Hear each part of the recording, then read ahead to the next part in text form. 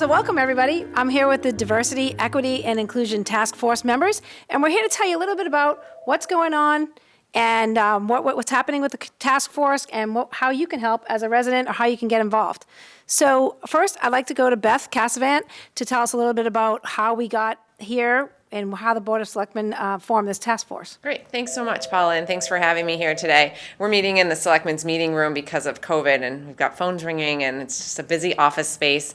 So I am Beth Cassavant, and I'm a member of the Board of Selectmen, and I'm the member that was fortunate enough to be able to serve as the board's representative on the task force.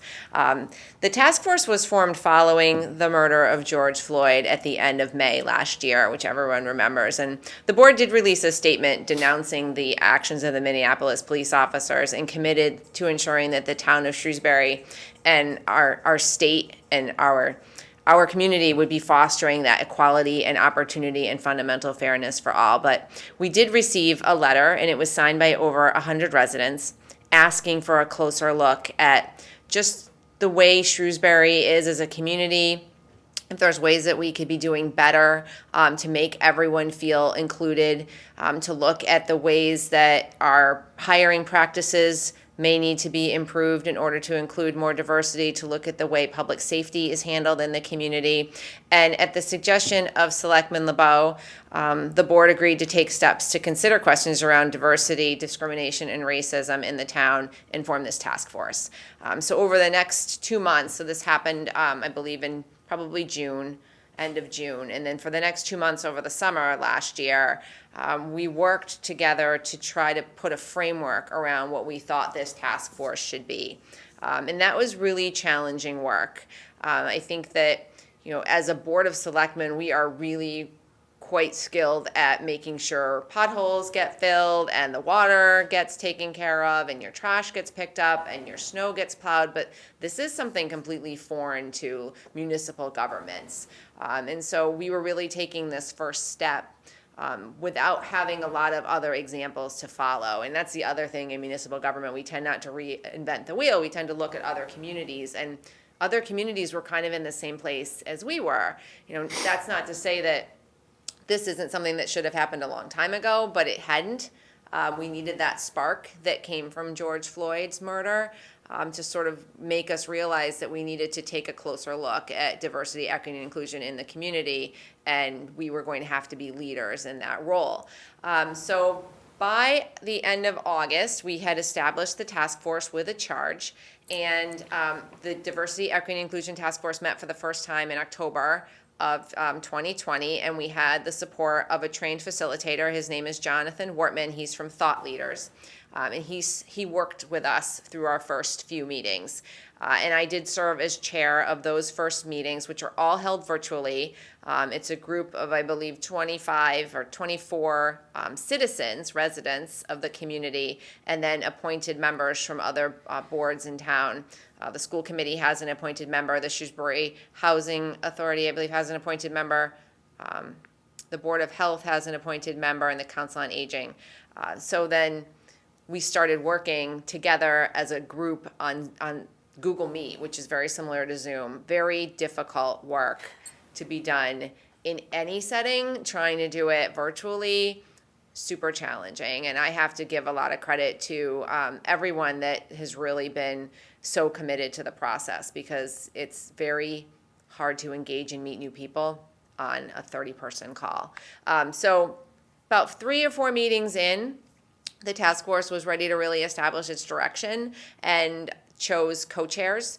And so we now have 2 co-chairs that are working to lead this task force, one of whom is with us today for this conversation, and then Ruth Febo, who is not able to be with us today, leading the task force. And I won't give too much away. I'll let you introduce our other co-chair, Adiola, when I'm finished here. So we have 5 subcommittees: healthcare, education, public safety, housing, and employment.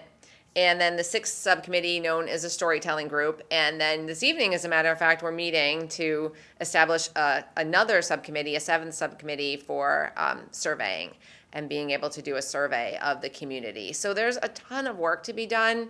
And basically, this committee will never get through all of the work, but we need to focus on presenting a report to the Board of Selectmen, in October of this year with just some recommendations for what we think should happen going forward. Because obviously, no group can solve the questions of diversity, equity, and inclusion in a year's time. I mean, that's unheard of.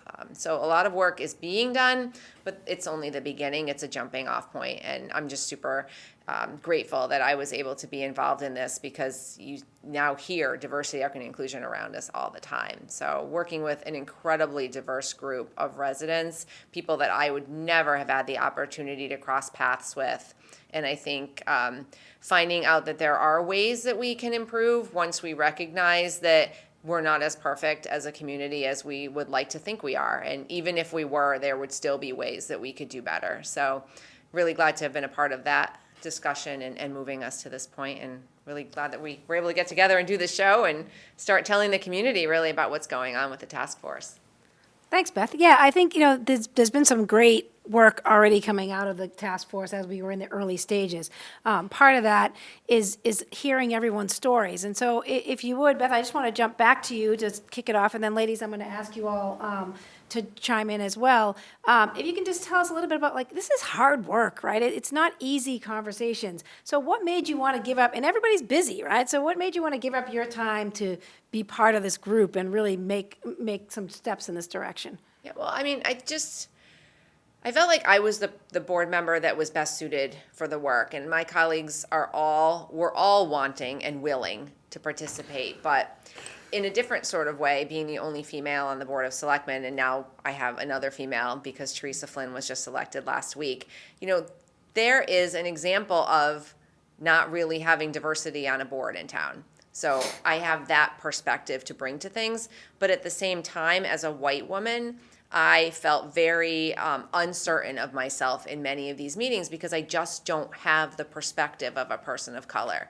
And so just having that awareness of every time I go to say something, making sure that I'm checking myself. So I felt like I would have a real opportunity to grow and to learn in a role like this. And that would just make me not only a better person, but a better selectman in the town. And just having that broader understanding and a connection to a group of people that normally I don't cross paths with. And why is that? And how do we change that? Because municipal government doesn't necessarily reflect the makeup of our community. And that's something that I've always kind of had in the back of my mind, is how do we increase participation? And maybe it's not that people aren't interested. Maybe it's just that there are barriers to entry that maybe I don't recognize based on my position in the world and my view of the world. So again, just always looking to grow and learn. And this seemed like a really great opportunity. Great, thanks. Nora, how about you? Could you introduce yourself and let us know what brought you to the table? Sure. So my name is Noor Ali, and I've been a resident of Shrewsbury for 9 years now, I think. I am the principal at the local Muslim school, which is Alhambra Academy. And I have done a lot of work in the academia around systemic oppression and racism and marginalization. So from a really personal vantage point, leading a school that has Muslim students, it was really important for me to be a part of DEI work in the town and bring the voices of people who are marginalized in the community. And I was like, well, here is an opportunity, and this is the time we jump on and make space, because otherwise we can take a back seat and be like, oh, there's no diversity work being done. So for myself, that was really what was important. And Rup, let's go to you. Hi, so thank you for having me here. I'm Roop Kaur. I've been a resident in town for 16 years and counting happily. I think why I decided to be part of the task force is that it's, because of the cumulative weight of all we see around us, there's never been a better time to start conversations about diversity. And this is, and when we say that, it is imperative upon us to kind of be proactive, because when you're part of a community, for example, I bring a diasporic story. I'm a first-generation immigrant. I took some time to settle into town, but now I have skin in the game. So that means, you get out there, you hear what are any issues around diversity, inclusiveness, all of these things, and are there any things that can, be talked about? What can we bring to the table is for us to say. So I have this deeply held belief, which is that if you don't tell your own story, no one else will. So, you might as well step forward and listen and share your story, because when you talk, when you listen to issues, you enrich yourselves, you empower the community to kind of, better ourselves. And, being proactive is something that, my understanding at a very, grassroots level for myself is that being a part of a new community like Shrewsbury, which is now a very multi-layered, community, a community which has a lot of, interesting stories. We are co-constructors of Shrewsbury, and it's time to kind of participate in the workings of, something such as our task force. And I thought it was imperative that I put my little bit in. Co-constructors, I love that. I love that. Adiola, I'm going to go to you. Sure, thank you. My name is Adiola Mbaname. I am one of the co-chairs of the DEI task force. Thanks for putting this together, Paula, and thanks to all of you for your sentiments. It's just nice to hear all of your stories. That's the first time I've heard that from all of you. And then I just want to particularly thank you, Beth, for your sentiments and just hearing why you joined. And, it just is a sentiment of also the leadership of the town of Shrewsbury. And we've had leadership backing since day one. And that's something that I love about this town, is that from the top down, everybody has been supportive of these types of initiatives. So I just want to thank you for your sentiments and your unwavering support. And also, for me, I feel like I joined this task force after, last year, after hearing about George Floyd and then Breonna Taylor, and also just seeing nationally what that did. On top of that, seeing COVID, how it just came through last year, and it's just heartbreaking to see what COVID did, is still doing. And then realizing that, there's so much inequity, and still to this day, after seeing how these things impacted certain demographics, right? So there's still a lot to do. And we think about things like racism or, social inequality and those types of things as in the past, or it's behind us. But then seeing all those events last year, it's like, no, it's still here, it's still alive and well, and there's work to be done nationally. But I more so wanted to look at my local community to see how I could make a difference, how I could impact change, how I could be part of something that's larger than myself. I have small kids, and we always, and I know all of you are also mothers, and we always try to think about their future and what's best for them. So part of the reason why I joined is to, make a better Shrewsbury and a better just life for the next generation, as far as when we think about social justice and inclusivity. So yeah, that's why I joined. All really great points. So for me, many of you know me. I've been in town for about 20 years, and you know that one of my favorite quotes ever is "Be the change you wish to see in the world." So for me, I don't like to pass the work off to other people. When you say diversity and inclusion to me, I come from the space of the disability community. So I'm thinking about that. But as I started to think about this committee and all of the marginalized groups, it was really important to me that they all be represented and that we think about all of it and look at all of it in light of the racial issues that, to me, as someone who's older, it's shocking to me that it's still an issue that we've been talking about as we thought was changed when I started elementary school, right, which was a long time ago. I'll give you that. So that's what really drove me to the work. Is I'm always somebody that feels like if you want to change it, you got to get up and do it. So I wanted to be part of this task force. I'm always fascinated by different cultures, and I always want to learn about how people celebrate different holidays and all that. Versus saying we can't talk about any of it because it might offend somebody. I want to learn it all so I can celebrate all of it, because who doesn't love a good party, right? So I wanted to next just talk a little bit about what's happening with the task force, right? Because it's been going since October, and our charter is to make recommendations, but there's a lot of work to be done. So I want to go to Adiola to talk about those subcommittees and what's happening with each of them, because some of them have gotten pretty far ahead in the work.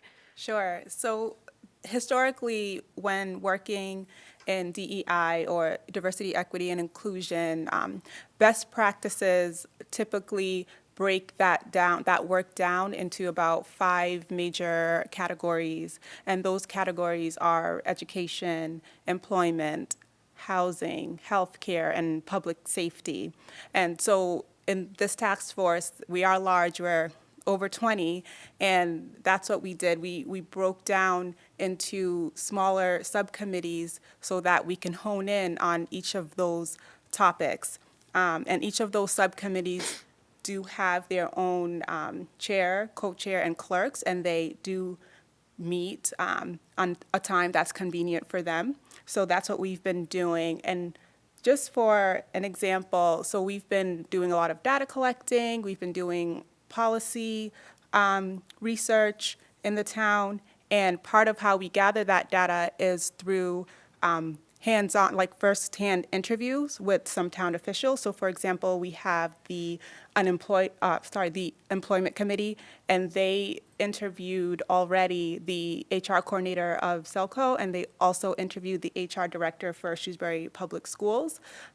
We've had the public safety committee who had several interviews with the police chief, and also will be preparing to interview the fire chief as well. So those are some examples of kind of firsthand interviews of how we're collecting data. In addition to that, we are looking at reputable sources that are relevant to these different topics in our various subcommittees. And so I know they have also talked to some of the department heads, and some of the department heads have even made it to our meetings, which is really great when you're talking about that top-down support.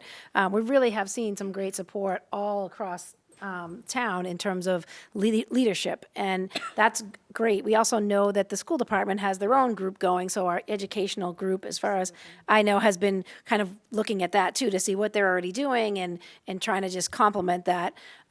There's been some work in the health area as well, right? That committee, I know, has done some work looking at what are some health initiatives that we can do, because you oftentimes think about Shrewsbury as an affluent community, but there are still people who are falling behind, and there isn't that equity.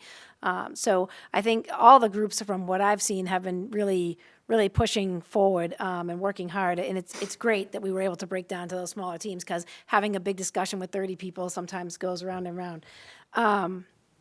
So why are we here, right? And we wanted people to know about what's happening with the task force, but we also wanted to talk to residents about what they can do and what is it that we would like, how can they participate? Because it's all about that in the end, right? It's all about making sure that voices are heard, and that we really are, I think, one of the big things that everyone in this task force agrees on is that we really want to make sure that the things that we're pursuing are the issues that are important to everyone in town, or are the issues that are the most relevant. So we're looking for sort of trends or areas that keep coming up so that we can say, hey, this needs to happen first, because it's a huge undertaking to say, we're just going to tackle DEI, right? So Noor and Roop, if you can talk to us a little bit about what can citizens do? What are we looking for from people? Sure. How do they connect to us? Sure. Thank you, Paula. I do want to mention something. I think we missed that, though, about the larger DEI task force, is that people applied for this, and the folks who are on it are volunteers. And I think that really says a lot about the commitment of the residents of the town. And I think I think we'd be remiss if we did not express our gratitude to everyone who would have applied for this. And then those people who are continuing to work on the task force as well. I do think that that's something really special to say about the town. I'm going to segue right from where Roop had left, where she said, if you don't tell your story, nobody else will. I'm going to slightly deviate from that and say, if you don't tell your story, someone else will tell their version of your story. True. And that's deeply problematic. Personally, for myself, I have experience within the academia with data that is qualitative. And qualitative data essentially looks at narratives, which means it looks at the lived experiences of the participants or of people. So the other type of research or the other type of data collection is quantitative, where you would get your information by surveys. And the DEI task force is now seeking also to gather information through surveys. But earlier on, when the DEI task force was formed, there were 3 folks on the task force who were really keen on the stories, who were really keen on the narratives. They wanted to learn about the lived experience. They wanted to capture the nuance. Tell me what you're feeling. Tell me what you're experiencing. And those 3 people are the ones who are kind of here today. That's Paula, Roop, and myself. And then we got the DEI task force to call us the Storytellers Subcommittee, for lack of a better word.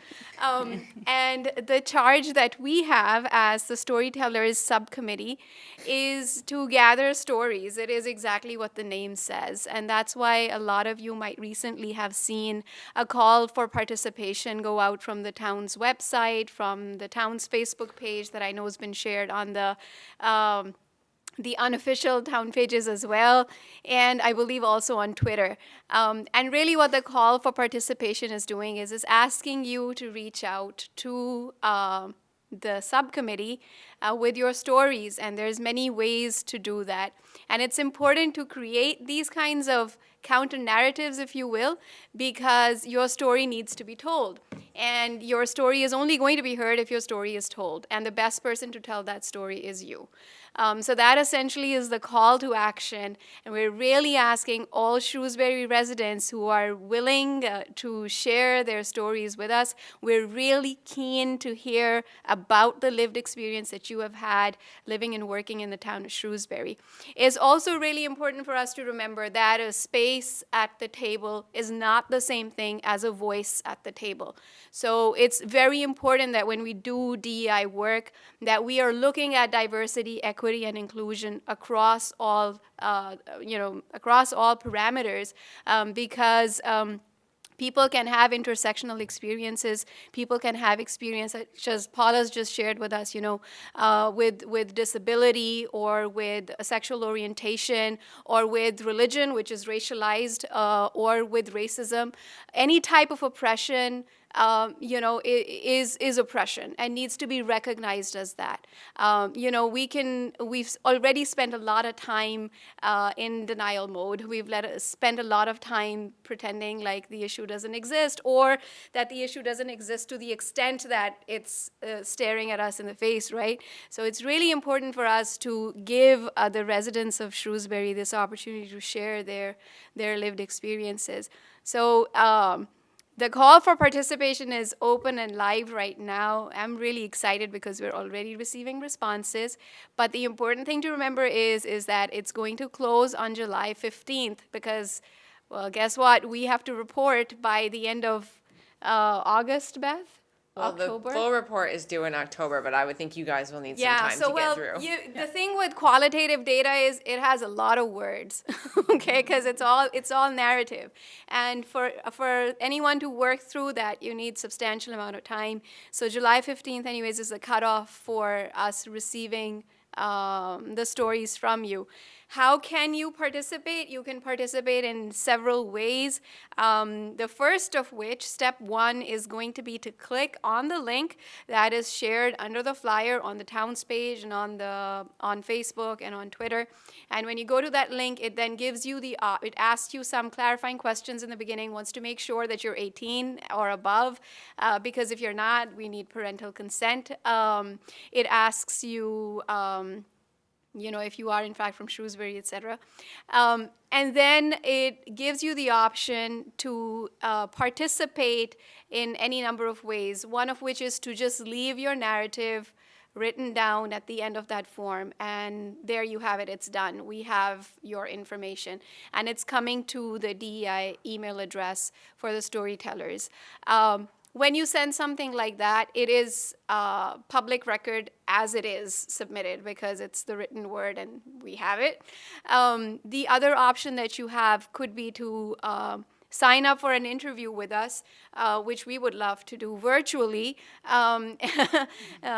And what would happen in that case is you would either do an audio or a video interview with us. If you do a video interview, you could turn your camera off. You could rename yourself if you wanted.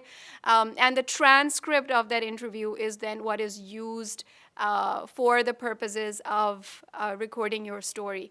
Not the recording itself, but the transcript of it, because you really need the written word to compile all of this together. So those are the ways that you can participate, and we're really eagerly asking people to share stories, whether they're good or bad. You might have had really positive experiences of DEI in the town, and certainly we don't want to undermine those positive experiences that you may have had.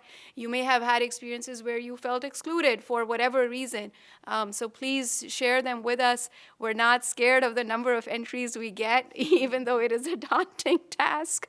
I'll get off the soapbox so that Roop can chime in. Yeah, I mean, Noor, just to start from where Noor left, we welcome every story. The town of Shrewsbury wants to hear from you. The Storytelling Subcommittee, at its heart, understands that, issues of diversity, equity, inclusion, these are very complicated issues. And, one way of looking at it is, of course, analyzing data that we already have, or, looking at quantitative data. But what we want to do is we want to break these complicated issues into smaller pieces and analyze them. And what you do when you share your story is that you amplify not only your voice, you speak for many people who haven't spoken. You empower others in town, and it's on record, and it helps us see what is out there. Your story, no story is big or small. No incident is insignificant enough to be not spoken about. I always talk about how, there are sometimes, there are 1,000 cuts that bleed us ultimately. And these little things matter. And like Noor said, you please share your positive stories as well. Absolutely, we welcome them. But lived experiences at its heart, stories, lived experiences, these are very, they bring nuance and intricacy, and they give a personal expression. Data never gives you a personal expression, and nothing speaks, like that. So I think our group is a public space to share. And I think that's very powerful. It's a public space to share and for other people to hear, because it like I said, it's a multi-dimensional town. Its complexion is changing, and you can help with your story by an improved understanding of where we could ultimately get. I know these things are a little fuzzy, but they're important. They improve our understanding. They demystify what somebody might think of you or I or somebody else. They help to shed misconceptions, improve communication, and it is also a voice for the voiceless. So I see, I'm all for it. That's why I am in the subcommittee, and I really highly encourage you to share your story. Like Noor said, we are welcoming stories already. Our space is live. We are on Facebook, we're on Twitter, it's on the town page, and we invite stories till July 15th, after which we analyze and compile everything. It's going to be widely advertised over and over again, and reach out to us, share your intimate story, share as much as you want, spread the word to your family and friends around town. I think it's also important to remember that if you do sign up for an audio or video interview, it would be one of us, Paula, Roop, or myself, right, who would be speaking with you, and we would be mindful of your need to keep it confidential, or, to make sure that we're removing identifiable markers, if there are any, if you're choosing to remain anonymous.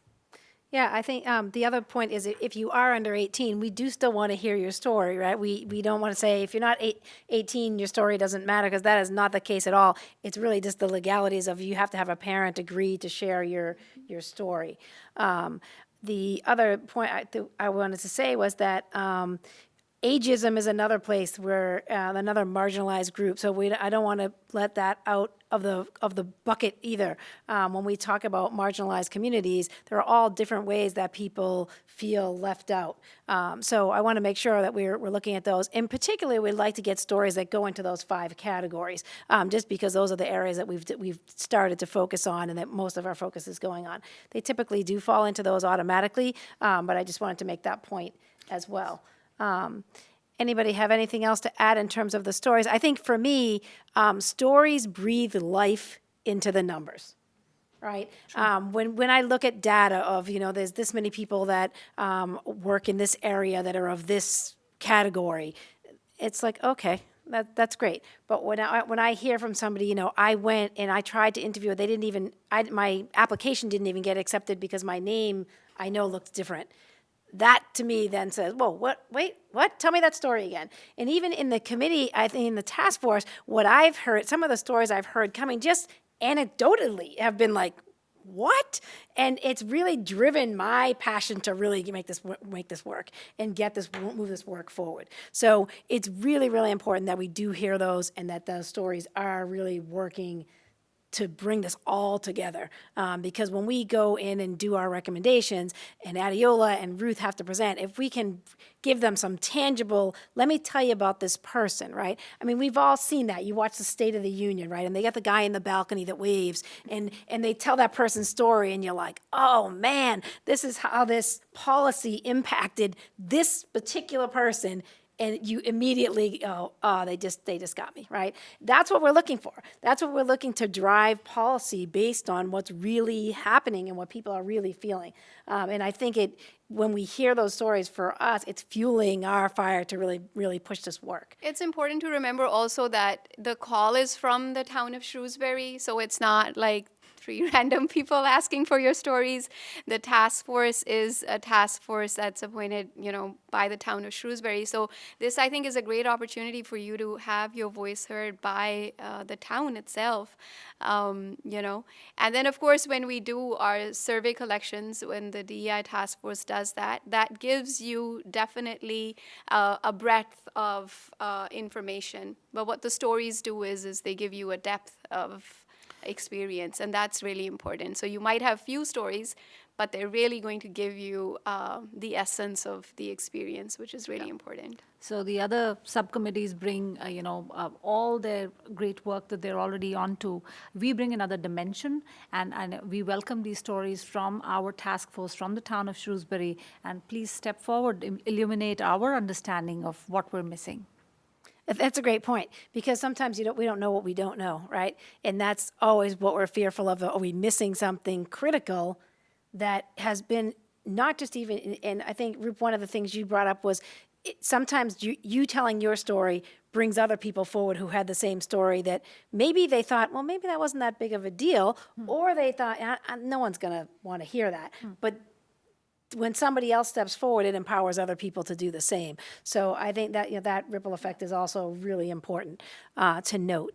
Any other comments anyone wanted to make on today's discussion before I turn it over to Adiola to bring us home? I wanted Adiola to just wrap us up as one of the co-chairs. I also did want to take a minute to thank her, because this is a tough group to wrangle. It's hard work to do, and she and Ruth have both stepped up to really to just take charge, and it's important that somebody does that. It's not always easy to lead.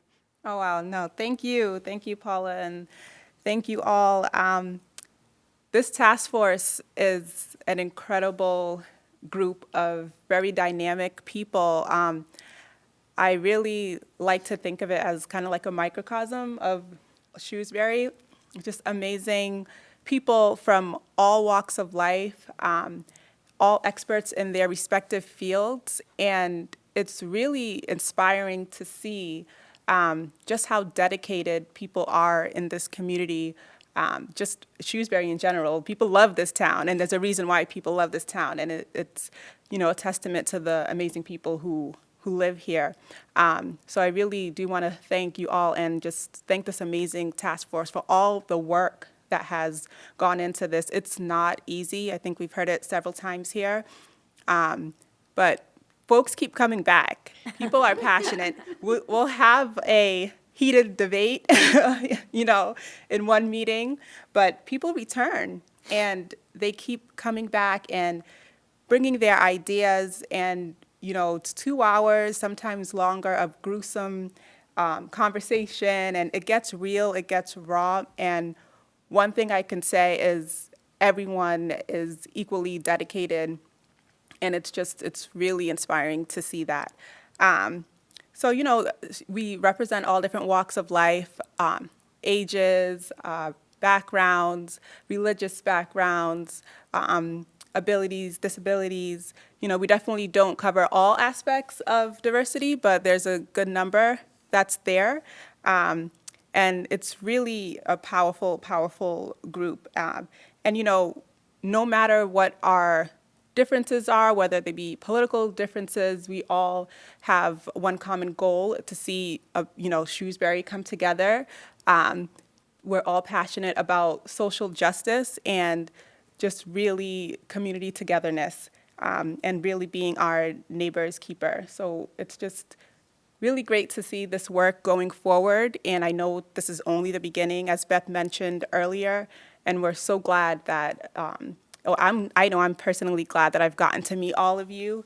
And again, I would have not had the opportunity to come and cross paths with so many dynamic people. So it's just a real blessing to see this group go forward. Well said, well said. All right, so I want to thank you all for coming out this afternoon, and thank everybody for watching. I want to add one note that although the Storyteller group is a group of 3, you can reach out to anyone in the task force that you may know personally. The beauty of having that super diverse group is that we all have different neighborhoods and different communities. We all have our different little village that that support us in our lives, and so you're all, of course, welcome to reach out to them on a casual, in a more casual way if you want, and then they can funnel those stories back to us. So again, thank you for watching. Everybody have a great day.